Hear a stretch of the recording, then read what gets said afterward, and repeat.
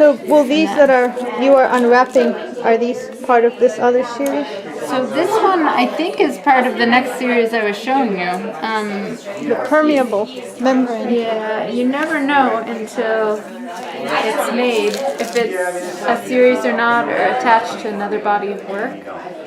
I think that's one thing that's important to me, to stay in that sense of ambiguity as an artist for as long as I can, so that my own work excites me. I think it's one thing to have work surprise an audience. It's another thing to have work surprise the artist in that sense. And artwork is so much of an adventure for me. That's kind of how it should be. That, like we were talking about the book Art and Fear before, and I think I remember he talked about, for the viewer the most important thing is the finished product, but for the artist the most important thing is the process.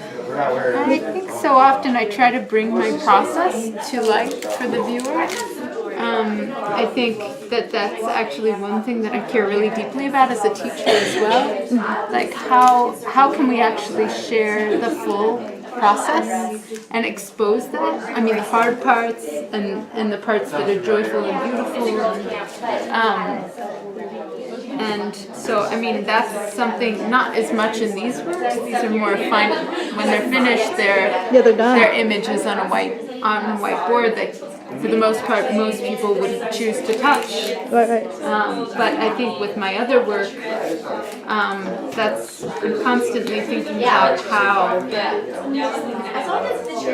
I can engage the senses, how I could engage someone who wouldn't otherwise maybe have an experience with art, and how to make that happen in a more visceral way.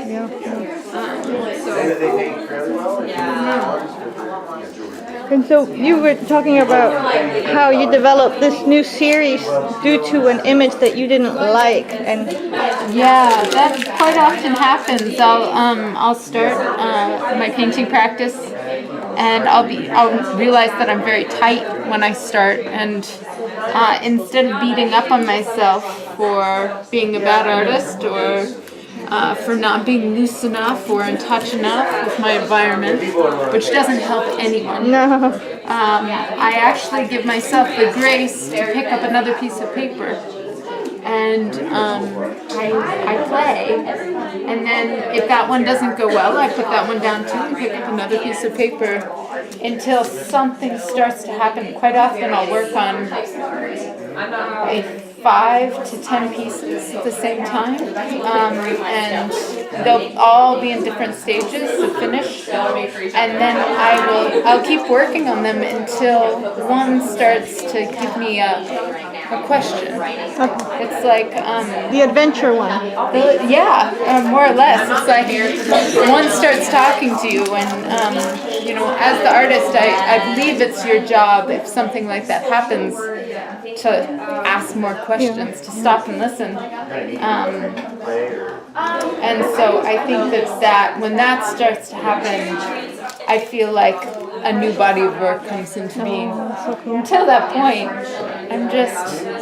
I'm letting what happens chemically with paint occur, and I'm watching and I'm looking for patterns and colors that I've seen, or things that I've brought into the studio that have inspired certain awareness of color, whether that be mushrooms or sometimes it's colors that I've seen in the external world that I find fascinating for some reason. Does it ever happen that you are in the midst of this process and nothing speaks to you for days or weeks or something like that? Oh yeah. Well, or you can think something's speaking to you and it's just like it's you wanting to know the direction of your work. Oh, right. It doesn't have as much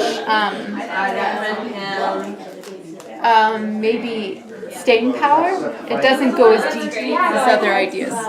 And so I think sometimes if I'm really wanting to be making, I will make a almost superficial choice that something has more staying power than it ends up having. Oh, right. So there it is finished. Wow, that is fabulous. So it really has a different temperament once that blue tape comes off. It really, really does. Yeah.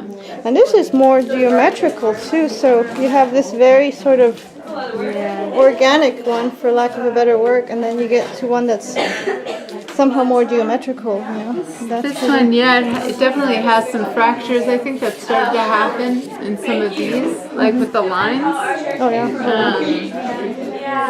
And I think that some of these end up being, this was one of the last ones that I did in the series. Oh wow. And one of the things I loved about it is the sense of transparency that was building up in it.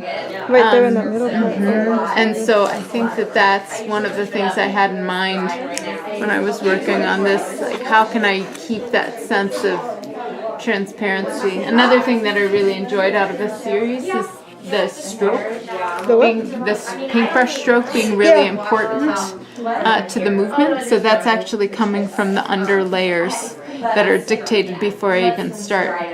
And that's because of using the really Thick gesso. Oh, the thick gesso and those thin acrylics, those goldens. Yeah, golden acrylic paints. So that's something that I find really fascinating, is being able to use both of those things. That's cool. And it's funny, it feels different, but at the same time there's a consistency with it. Oh no, absolutely.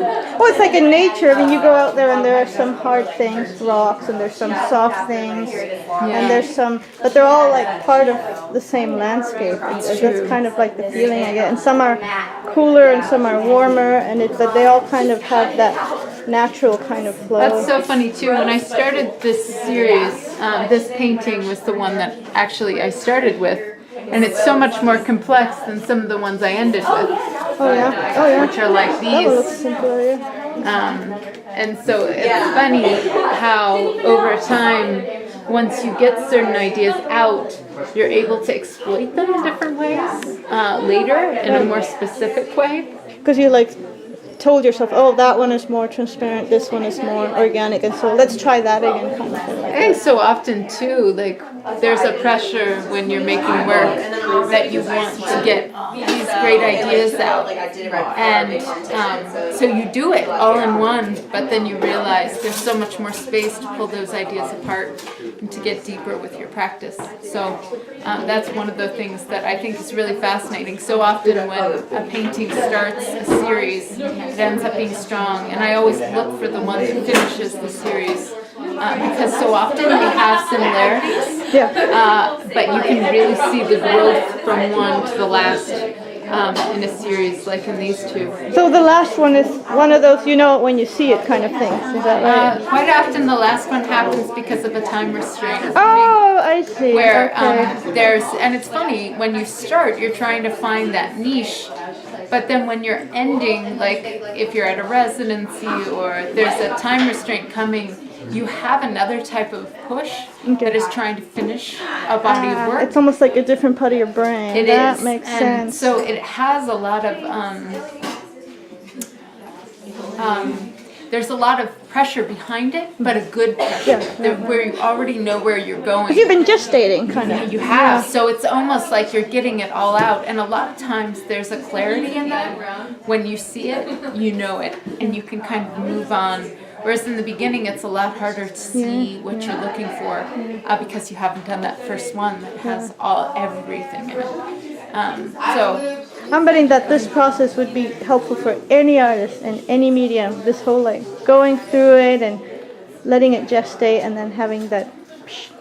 I think beyond that, even important in life. Like, so often I think we live at a time when we expect that we know the outcome of everything. And when we live life knowing the outcome, we actually don't live it. We just check it off of our list. Oh, you're right about that. And if we can be a bit more sensitive to the process and aware of our actions, aware of our interactions, all of a sudden we can engage in a way that is much more sensitive than we could have ever engaged before.